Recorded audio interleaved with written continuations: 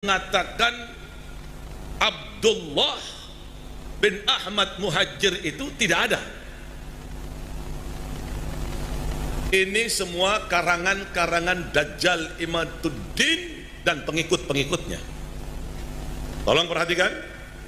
Siap mau dengar? Siap mau dengar? Siap mau dengar? Perhatikan, ini kitab abad keempat. Setelah kita baca nanti, kita akan kasih shock terapi tegangan tinggi terhadap Imad dan pengikut-pengikutnya Imad. Kita akan beri shock terapi nantinya. Al-Haddad dari Alawiyin, Al-Hamid dari Alawiyin, Al-Attas dari Alawiyin, Al-Jufri dari Alawiyin, Bahashim dari Alawiyin. Banyak para kabir, hampir mayoritas wali-wali di Indonesia ini, di dunia ini 60-70% Alawiyun. Ini yang dinafikan, ini yang diingkari. Gali adab, biadab itu kelompok-kelompok Imad itu. Saya berjanji nanti saya akan kasih shock terapi tegangan tinggi terhadap mereka. Jangan macam-macam. Anda telah membangunin harimau yang tidur. Kami akan buat goncang nanti dunia ini gara-gara sampean. Kita ini tidak gila hormat. Tapi pada saat dia mengatakan Alawi Jahannam, Alawiyin Jahannam, tunggu. Suatu saat kalian akan bertemu dengan saya nanti. Saya akan kasih shock terapi tegangan tinggi terhadap kalian nanti. Saya ingatkan kepada para santri, baik yang ada di Jember, atau yang ada di Banyuwangi, atau yang ada di Lumajang, atau yang ada di Probolinggo, atau yang ada di Pasuruan, atau yang ada di Madura, atau yang ada di Surabaya, para santri, jikalau ada kelompok-kelompok Imad, kelompok-kelompok pencaci maki Sada Alawiyin ini, pertama laporkan dulu kepada aparat kepolisian. Tapi kalau kepolisian tenang-tenang saja, polisinya tidak mau menggerak, polisinya malah memberikan fasilitas, umpamanya kita akan kasih shock terapi mereka dengan tegangan tinggi sebagaimana kita kasih shock terapi terhadap orang-orang Syiah. Kita akan kasih shock terapi terhadap mereka. Tunggu waktunya. Kalau Syiah kita bisa sikat, kita bisa bumi hanguskan, apalagi kelompok-kelompok Dajjal Imad ini. Kira-kira dibiarkan atau dilawan? Tidak ada jalan lain kecuali kita akan kasih shock terapi tegangan tinggi nantinya. Kalau Syiah saja di Madura, di Puger, di Bondowoso, di Bangil, di Surabaya, di Madura, kita bisa kasih shock terapi dengan tegangan tinggi. Pasukan-pasukan mereka kita rontokkan, apalagi pasukan-pasukan Dajjal Imad ini kita akan berikan shock terapi dengan tegangan tinggi. Kalau tidak gitu, tidak akan pernah selesai ini. Lihat nanti, sabar nonton. Tidak bisa dibiarkan ini kelompok-kelompok Dajjal ini tidak bisa dibiarkan. Betul tidak? Betul tidak? Tunggu waktunya. Pasti kami akan beri shock terapi tegangan tinggi, bukan dengan tegangan rendah, tegangan tinggi. Karena pidato-pidato ini wong gemblung-gemblung ini gak sampai rungono. Karena apa? Mereka nggak pernah bisa memberikan contoh yang baik. Melu Habib Rizik FPI yang bedino gelut ae. Akhirnya sing payu namanya golok tok. Pecel lele ra payu, ora payu. Ono ning Indonesia beda titik. Mari kita shock terapi tegangan tinggi. Iki Indonesia duwe hukum dol, duduk padang pasir. Oh, kita tapi shock terapi tegangan tinggi. Sing mbok kon gelut iku ya ora kowe dhewe, ya wong Jawa. Angger wong Jawa kon gelut kowe turu. Kita kasih shock terapan tinggi. Mensahihkan nasab Alawi saya tidak terima.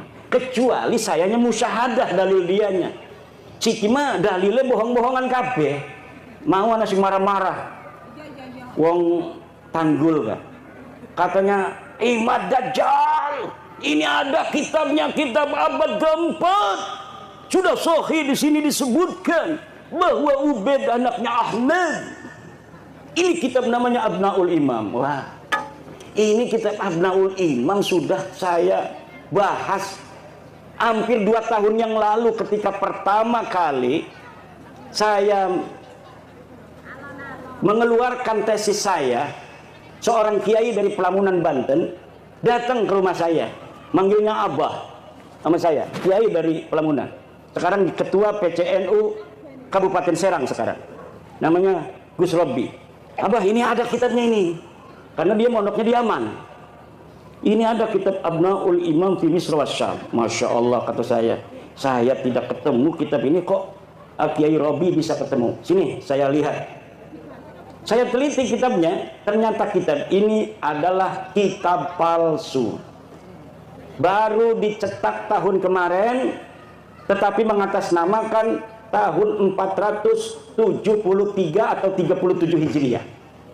Ternyata kitabnya itu kitab aslinya 20 lembar. Dikarang oleh orang yang ada di tahun 199 Hijriah. Hanya menerangkan anaknya Sayyidina Ali dan cucunya Sayyidina Ali, Abnaul Imam fi Misr Wasyam Al-Hasan wal Husain. Tidak menerangkan yang lainnya karena tahunnya saja masih tahun 199 Hijriah. Sedangkan Ubaid itu wafatnya 383 Hijriah. Masa iya orang yang hidup di tahun 199 Hijriah bisa mencatat orang yang ada di tahun 383 Hijriah? Bohong apa aku? Bohong. Lah iki jebari marah-marah bahwa kitabnya sudah ditemukan, ini kitab abad keempat. Ya 473 kan kudunya abad kelima.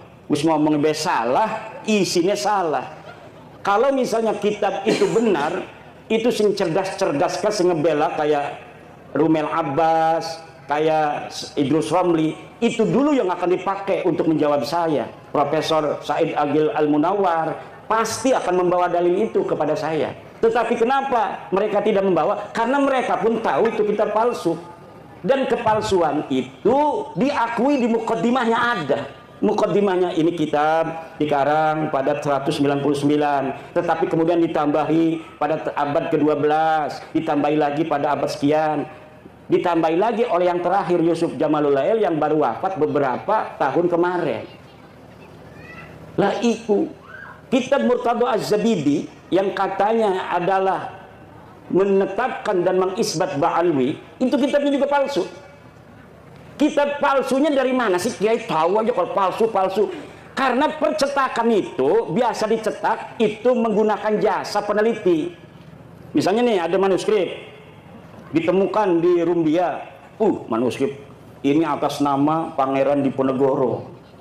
Panggil dari UI, filolog suruh nyetak. Tetapi peneliti tidak akan bohong. Dia akan cerita, manuskrip ini memang dikatakan tulisan Pangeran Diponegoro, tetapi dilihat dari kertasnya tidak memungkinkan dia berada pada masa Pangeran Diponegoro. Kertasnya ini dicetak atau diproduksi pada tahun 1950, sedang di Diponegoro tahun 1825. Dari jenis tulisan yang ditulis pun tidak mencerminkan tulisan yang dipakai pada tahun 1825. Ini adalah tulisan abad ke-20. Itu tahu. Dan dia ngomong bahwa menulisnya ketika di Lampung.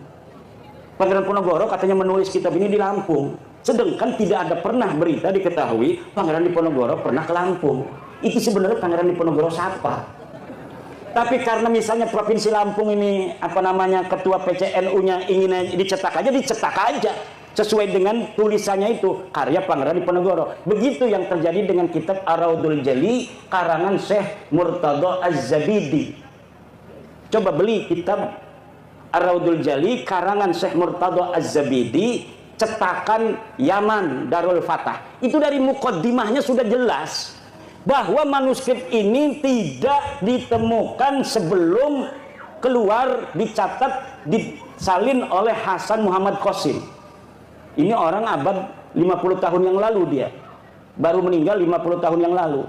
Katanya dia menyalin dari tulisan seorang yang bernama Abdul Mu'ti Al-Wafai yang berada di Khazanah Al-Wafaiyah Mesir.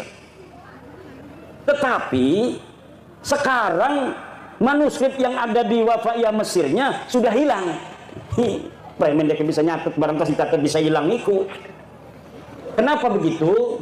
Itu bukti bahwa sebenarnya manuskrip itu tidak ada sama sekali. Karena beberapa klaim mereka punya manuskrip di dalam sebuah kitab yang namanya Uqudul Almas karya Alwi bin Thahir, setelah saya konfirmasi di kitabnya bohong.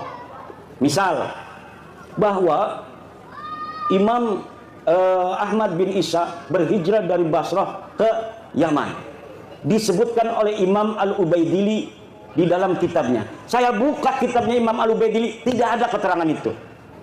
Kemudian bahwa Ahmad bin Isa bergelarnya tidak pernah ada Al-Abah dan An-Nafat. Gelarnya menurut dia hanya Al-Muhajir. Ternyata tidak seperti itu. Kitab yang dia sebutkan tidak menyebutkan An-Nafat. Saya lihat ya yang bergelarnya An-Nafat, tukang minyak. Yang satu lagi bergelarnya Al-Abah. Al-Muhajir tidak pernah ada di kitab-kitab dari mulai hidupnya Ahmad bin Isa sampai dimunculkan pada 800 tahun kemudian nama Al-Muhajir sebagai alibi bahwa Ahmad bin Isa ini hijrah ke Yaman. Padahal yai Ahmad bin Isa ini orang pernah pindah ke Yaman. Lakas sama sekali berita kepindahan Ahmad bin Isa ke Yaman. Dia terkonfirmasi kitab abad kelima Al-Ghaibah karangan At-Tusi adanya di kota Madinah Al-Munawwarah. Dicari kapan wafatnya, tidak ada berita kapan wafatnya. Dicari di mana dia ini dikebumikan, tidak ada. Kenapa sampai dia tidak dicatat? Mungkin dia mati muda, tidak terlalu banyak peran dalam kehidupan. Kalau orang yang banyak peran, ketua PCNU, ya kadang-kadang anak nulis di media online.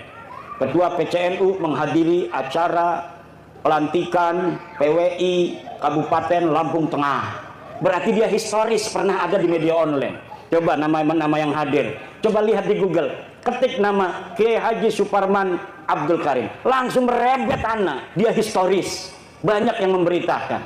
Tapi kalau bapak-bapak kita yang tidak pernah ikut gabung-gabung di organisasi, dikir bening jogoa, gelati arane Samsuri, lah kan yang Google le. Mereka yang tasawuf tidak pernah ada interaksi dengan masyarakat luas. Begitu pula lah keberadaan seseorang yang dikatakan dengan kesejarahan yang begitu luar biasa, pasti ada saja orang-orang sekitar dia yang menginformasikan tentang aktivitasnya waktu dia hidup. Tetapi nama-nama Ba'alwi ini sama sekali tidak ada. Faqih Muqaddam jare bisa mi'raj 70 balen sebengi. Dia ada di abad ke-6. Banyak kitab abad ke-6 di Hadramaut, di Yaman yang memberitakan tentang ulama-ulama Hadramaut. Satu pun tidak ada yang memberitakan orang ulama di Tarim namanya Faqih Muqaddam. Laka pemaning karo keramat-keramatin. Makanya Abdul Qadir Jailani pun kalah pangkatnya oleh Faqih Al-Muqaddam.